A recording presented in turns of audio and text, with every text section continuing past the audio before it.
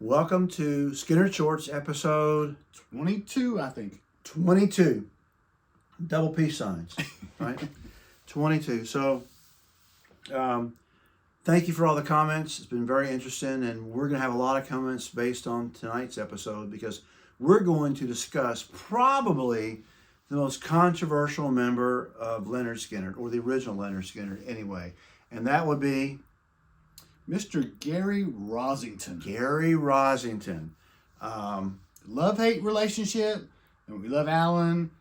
We love Alan. We're love-hating on Gary. I don't know which way to go. It just depends. There's just so much to talk about on Gary Rossington. So let's just start from the get-go. Gary Rossington was born in 1951 in Jacksonville. His father died either before he was born or anyway early in his life, so he grew up without a father. He grew up, his mother Bernice, a very strong influence on him. Somewhere in the early 60s, I'm going to guess 64, Gary loved baseball, right? And he really played hard at it. I guess he was a good ball player, from what I can tell. But then he heard the Rolling Stones. And he started thinking about music, I guess, whatever. But one day, they were at a baseball game, and his friend Bob Burns got hit in the head by a ball, allegedly hit by Ronnie Van Zant. That's the story. Now, you got to understand, Ronnie Van Zant at the time, 3 years older, probably already had a beard. Ronnie at this point is 16. Buying beer. Yeah. Toughest guy anywhere. And he hits Bob. They start talking about music. Next thing you know, they're jamming at Bob's house in the garage. And they play the Rolling Stones' Time Was on My Side, right? Which is a hit right there in 64. And they kind of stick. Ronnie wants to be a lead singer. Gary wants to be a guitarist. Bob's already playing drums. And this is when the famous story of it comes along when they needed another guitar player. Who was it that knew Alan? Bob Burns. Bob Burns knew Alan as well. Alan, yeah.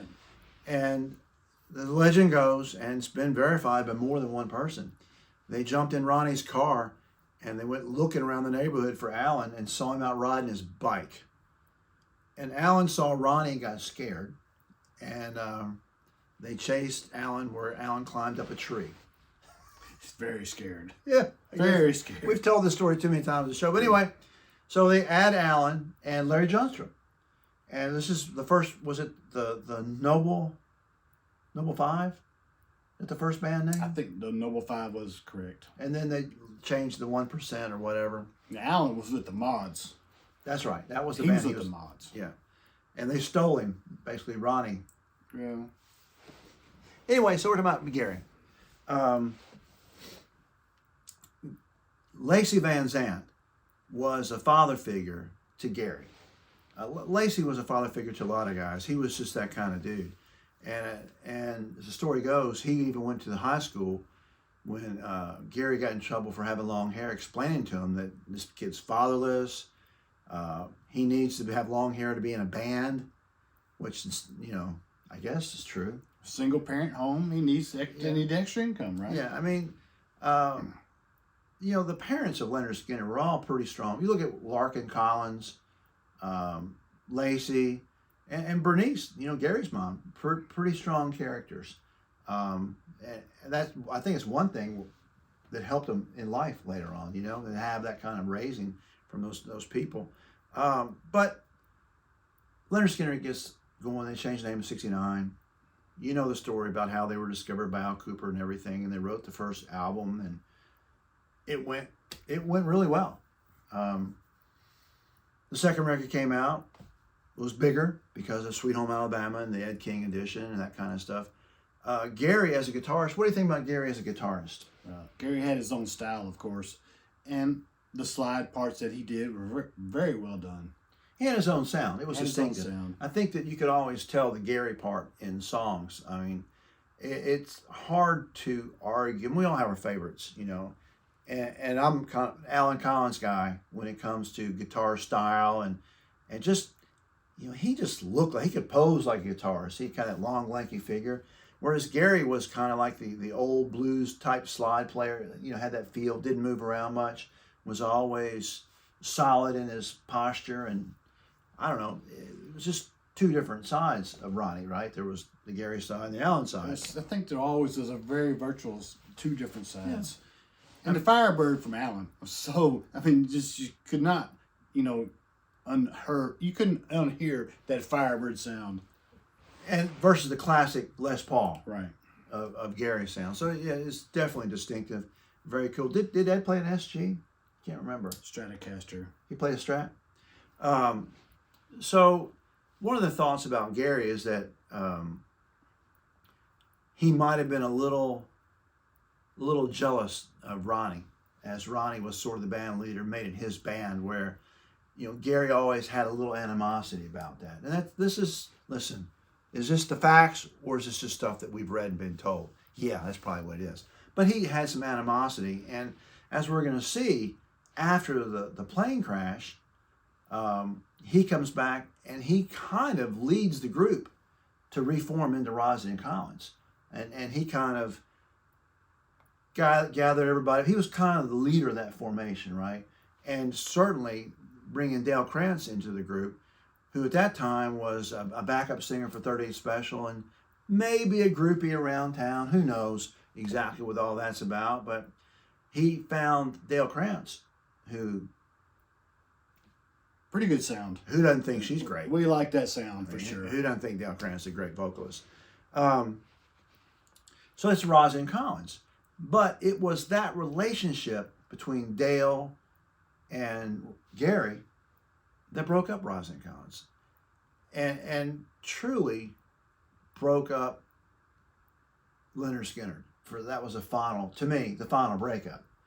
Alan went his own way and took Billy and Leon, and they went a whole totally separate way. And Gary went off with Dale, and they created the Rossington Band. I don't know if y'all have those records, or I have CDs actually of the Rossington Band, and it's not a horrible sound.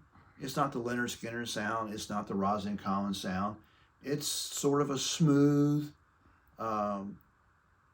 smooth Southern rock is what I would call it. It's not. It's very contained and very well packaged, I think. And they're not bad, but they were never going to be superstars for sure. And then the opportunity for the tribute tour came around, and Larkin Collins. We believe Larkin was the one who instigated this to help pay for Alan's medical bills. Yeah, and there have been some. Yeah, these guys were broke. They were all broke. Probably even at that point, including Gary. You have to imagine, after the plane crash, they've got to be thinking ahead a little bit. Their mindset has changed here as far as making a life and a life after what they've been doing. Yeah, and even with royalties, Lynyrd Skynyrd wasn't out there playing, so they weren't selling records. So the royalties weren't coming in for the songwriters, and the guys who didn't write songs, the Billy, Leon, the Artemis, they weren't getting nothing. So they got the band back together and proceeded into the tribute tour. Now, from there, from what we can tell, Gary kind of took over control in a lot of ways. He controlled the money, he controlled the contracts, and he became a very wealthy man. Hard to think that anybody else in that band was wealthy. You don't even want to talk about it. I really don't, because it's sad to think about. How these guys, they were total Lynyrd Skynyrd, bandmates. And some of these guys were going to struggle. But Gary wasn't going to struggle. Yeah. And who knows if Dale was the brains of the operation or exactly what happened. Maybe they hired a ruthless manager that took advantage of everybody else. But it's pretty much a fact. Gary was the reason Alan didn't make more than a year with the tribute. He cut him loose. Yeah. Gary cut him loose. Yeah. Yeah, absolutely. That's from Larkin himself, right? That's not disputed, I think. And when Ed King was sort of outed from the band, it was Gary who outed Ed King. And they replaced these people with session players. I'm not going to talk bad about the guys in the band. Certainly, Ricky Medlock's not a session. Ricky Medlock's a legend. But a lot of these other guys that came to the band were session players, just employees. Randall Hall and such. Yeah, nice guys, decent players, but they weren't Lynyrd Skynyrd caliber in my mind. But these were probably Gary Rossington hand-picked replacements. And probably some that weren't going to require a lot of money. Yeah, they were just happy to be in the band. Yes. Right? They were just happy to have a job. And so they were paid employees and, whatnot. Sounds like we're being critical of some of this stuff. Actually, every man for himself, I guess. There was not any kinship amongst the ex-members once the plane crash happened, it seems. And they were all trying to do the best they can. There's still people out there today profiting off the memory of the band. But the tribute tours started selling records anyway. And They so tried. the guys were getting money, the guys who'd written songs. I'm going to guess that Judy did really well and probably still does well. I don't know exactly what her deal is, but I'm sure she's making a lot of money off the royalties. But who was commanding this money? Was it Gary? Was it Judy? What was their combination here? Yeah. I'd love to know. Yeah. All I know is that Gary's estate is selling his home near Atlanta. What is it, probably $8 million? It's 80 acres and lakes and ponds and swimming pools and movie stars. It's like the Clampetts, right? I just don't know that anybody else in that band ever lived like that. I mean, Artemis Pyle lives in a tour bus, pretty much. I mean, it's interesting. I never heard that Billy had a mansion. Leon didn't have a mansion. He was, who knows what the deal was with Leon. He definitely had some paranoia or fear going on with him. Well, I'm very surprised that Leon got the opportunity to last as long as he did with the band because of all his physical injuries that he was dealing with on a daily basis. Yeah, true. So, Gary Rossington recently passed, and we certainly miss him. He was symbolic of Lynyrd Skynyrd, his slide, his Les Paul. That image will always stay with us. Do y'all love Gary? Do you not love Gary? Is he your favorite, not your favorite? Any Gary stories y'all have would be great to hear. We could go so much deeper, and I guess what we're going to do is hear y'all's comments, and then we'll decide which direction to go. Because there's a lot more out there about Gary, and we know a lot. We're kind of holding back a little bit. It's a hard. I'd like to believe that Gary and Ronnie were very good, very close friends. Now who knows how they have they as they stayed on the road together? Did they split? Did things grow between them? We don't know. We'd love to think they'd stay friends until Ronnie's death. Yeah, I just don't. I just know that Ronnie was the glue that held all these negative things in check. Ronnie was probably the only one who could have kept it going. And without Ronnie, these guys were all lost. Alan, all kinds of drinking and drug issues, and eventually that caught up with him. Depression. Yeah, and Gary, on the other hand, wound up in a situation where it was all about the money, and didn't really care about the kinship that we always love about Southern music. We love the kinship amongst all the bands, but it was gone. All that was gone with Gary. Anyway, gee whiz, we almost went negative. I don't want to go negative. At some point, you have to make a living, okay? And this was their lightning in a bottle, and he had to keep it going. And Gary Rossington was the one to keep it going. Yeah, and because of that, we are winners, and the next generation is winners because the Lynyrd Skynyrd sound is still out there. People still buying records. People still going to shows. Probably the third or fourth generation of kids now know about Lynyrd Skynyrd because. So I get that. I get that totally, and I'm great about that. We wouldn't be here talking about Lynyrd Skynyrd if that was true. We love Johnny Van Zant. We love Ricky Medlock, and we love the sound that they're still creating. Yeah, and carrying on. Yeah, why an Artemis in the band? I'm not going to talk about it anymore.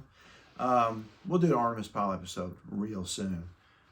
Anything else you want to talk about? Just wait for the comments to come in. Yeah, there was a lot to learn and a lot for us to talk about. So we'll do a Gary episode 2 sometime soon. So hit us with the comments, because that's the most fun of my day every day is going through the comments, and I try to respond to most of them. You know, keep your comments relatively positive, but you know, this topic right here is somewhat controversial. So if you want to hear from Artemis in a recent interview, check out Skynyrd Reconsidered podcast. He just did a real classic interview with Artemis Powell. or go see the APB band somewhere, And right?